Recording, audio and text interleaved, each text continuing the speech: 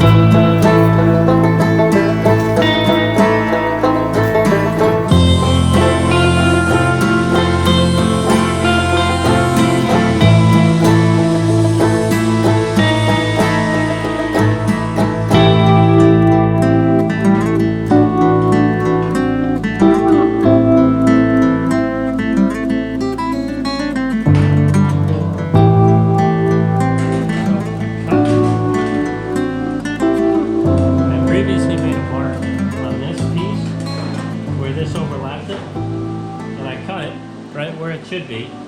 But since everything was over the old sheet metal, when we put it under now, it's too big, which is a good thing.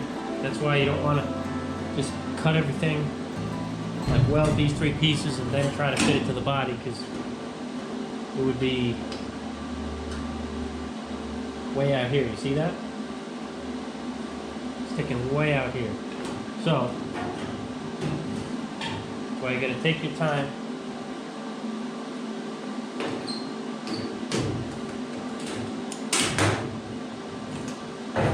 Put this piece back on. And then kind of where I want it.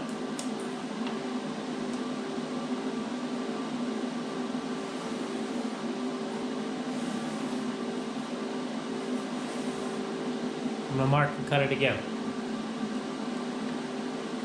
It's always safer to make things oversized because you can always cut things twice, but you can't add material. You see how much I have to cut off now? You always try to do one surface at a time when you're doing a patch. Like, I cut this line, weld it to that line. I'm not going to say cut here and here, weld this and this, because it's never going to fit. Once you put this down in here, this changes. Or if I put it to here, this wouldn't line up, and I'd have to push it in, and I'd get a bow out this way. Just, you always got to do one cut line at a time, fit your panel to that, and then, once you have it fit to this, you get it fit to a different angle. Then the next one, then the next one. You don't want to cut everything at once and then put it in, because it most likely is not going to fit.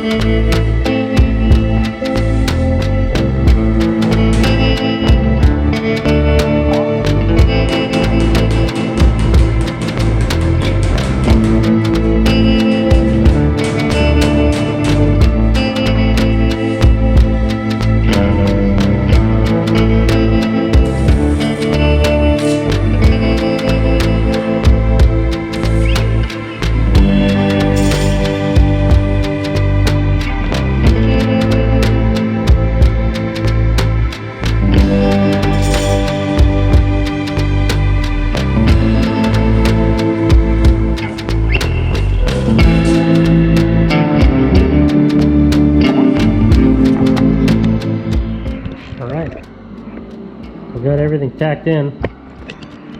Now I just need to finish weld everything.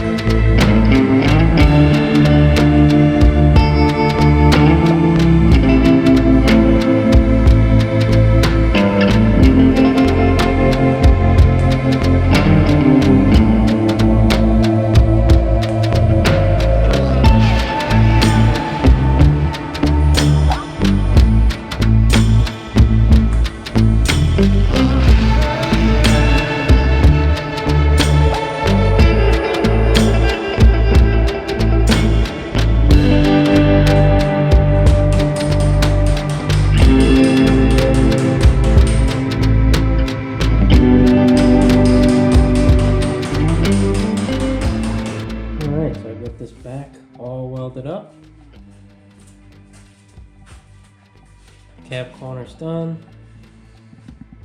I think I might need to get a shrinking disc to shrink the high spots on this weld line. This is probably the longest weld I've ever done on a flat sheet of metal, so gotta fix that. And I started working on these again. I put more tacks in between the tacks, and I welded up this side, but still plugging away.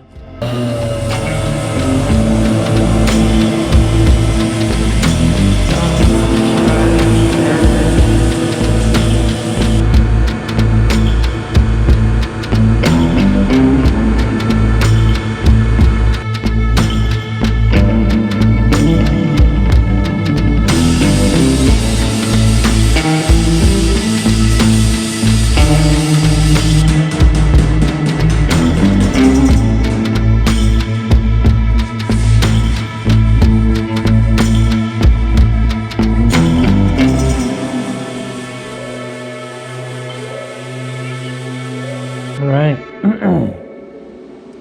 the side's done. Besides my cleco holes, I do those at the end.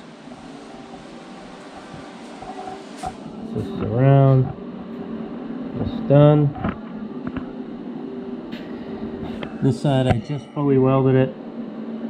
I gotta wait for it to cool, then I will knock down the weld, hammer it, file it, repeat, and then just fill all the cleco holes and I'll be done. She's all done.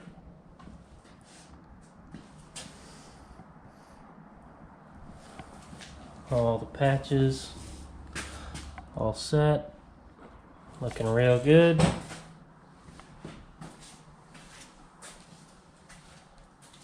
For a quick, don't go crazy job, it's a lot better than he wanted, so I'm definitely happy with it.